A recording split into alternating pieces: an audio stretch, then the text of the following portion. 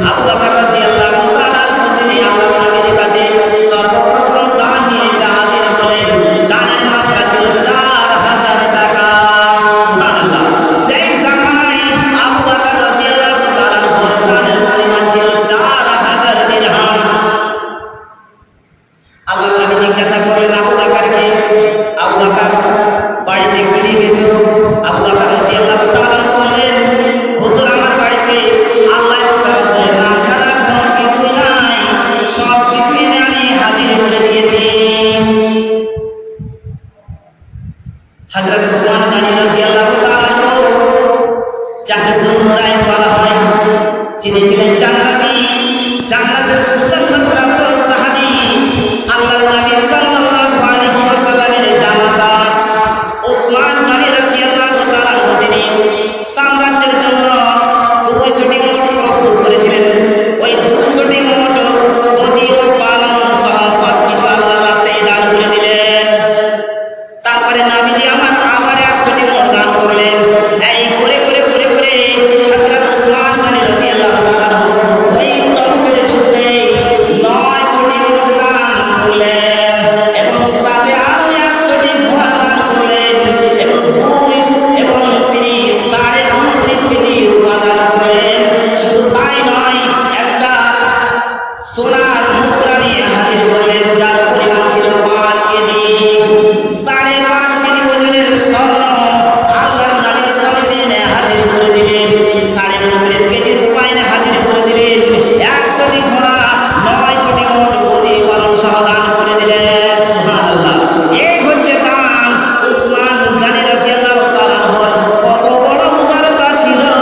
ওসমান গনি রাদিয়াল্লাহু তাআলা আল্লাহর নবীর সামনে এত পরিমাণ দান এনে হাজির করলেন, যাকে জান্নাতের সুসংবাদ দেওয়া হয়েছিল, যাকে জান্নাতি বলে ঘোষণা করা হয়েছিল। তারপরেও জান্নাতের জন্য কত আগ্রহী ছিলেন, ইসলামের জন্য কত আগ্রহী ছিলেন। দানের পরিমাণ স্টাডি করবেন না আল্লামা সাফিউর রহমান মুবারকপুরের জীবনীতে দেখবেন ওসমান গনির কত বড় দাতা ছিলেন, ইসলামের জন্য কত উদার পরায়ণ মানুষ ছিলেন। হযরত ওমর রাদিয়াল্লাহু তাআলা বাড়িতে যা ছিল তার অর্ধেক এনে হাজির করে দিলেন। হযরত ওমর বললেন, আবু বকর আবার আমি হেরে গেলাম।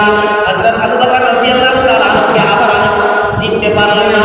দানের বিনিময়ে দানের নেকি হযরত আবু বকর রাদিয়াল্লাহু তাআলা আমার থেকে এগিয়ে গেলেন। শুধু তাই নয়, হযরত আব্দুর রহমান ইবনে আউফ রাদিয়াল্লাহু তাআলা আল্লাহর নবীর সামনে 29.5 কেজি রূপা এনে হাজির করে দিলেন। সুবহানাল্লাহ।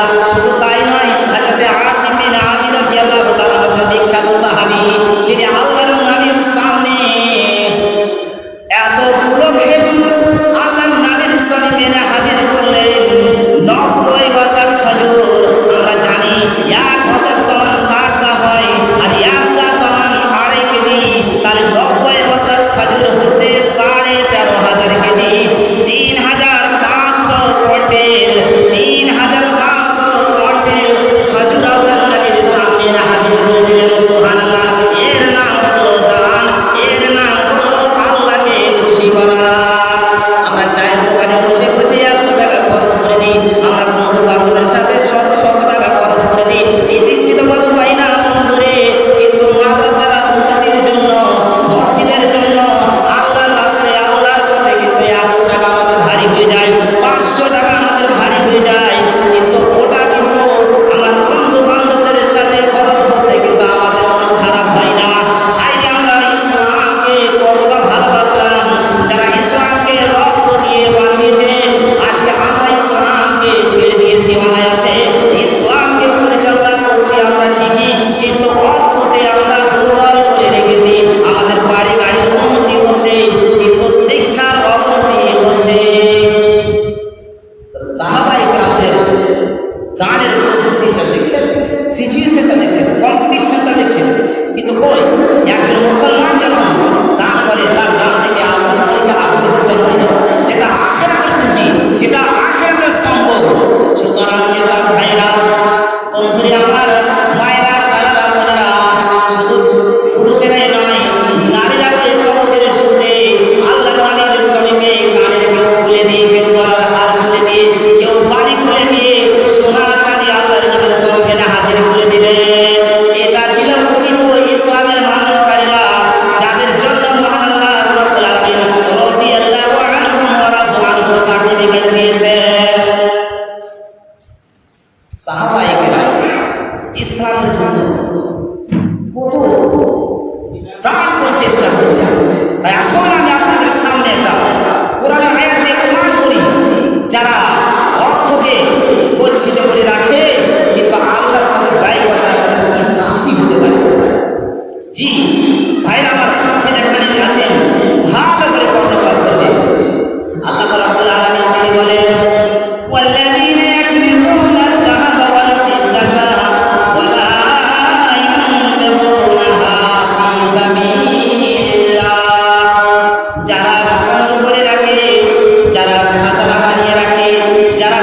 গচ্ছিত করে রাখে, যারা ব্যাংক ব্যালেন্স করে রাখে, আল্লাহর পথে খরচ করে না, ফাবাশশিরহুম বিআযাবিন আলীম।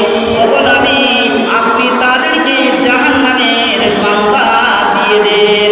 যারা ব্যাংক ব্যালেন্স করে রাখে, যারা অর্থকে গচ্ছিত করে রাখে কিন্তু আল্লাহর পথে তা থেকে ব্যয় করে না, তাদের জন্য জাহান্নামের সংবাদ দিয়ে দেন। ইয়াওমা ইয়াহমা আলাইহা ফি নারি জাহান্নাম, যেদিন এই সমস্ত তাদের মেটেরিয়ালসগুলোকে, আইটেমসগুলোকে, অর্থগুলোকে জাহান্নামের আগুনে নিক্ষেপ করা হবে এবং জাহান্নামের আগুনকে উত্তপ্ত করা হবে, জাহান্নামের আগুনকে গতিশীল করা হবে, উত্তপ্ত করা হবে।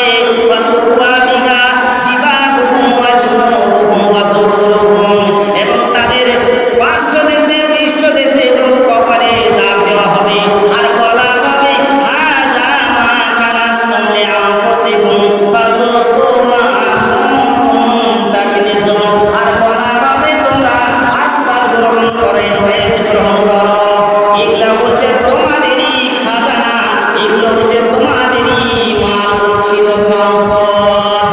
তাহলে কিয়ামতের দিন এই সমস্ত ব্যাংক ব্যালেন্সকে আল্লাহ রাব্বুল আলামিন জাহান্নামে নিক্ষেপ করবেন আর জাহান্নামের আগুনকে উত্তপ্ত করে, ইস্পাত তৈরি করে তাদের পৃষ্ঠদেশে, তাদের পার্শ্বদেশে, তাদের কপালে দাগ দেওয়া হবে আর বলা হবে এগুলো তোমাদের গচ্ছিত সম্পদ।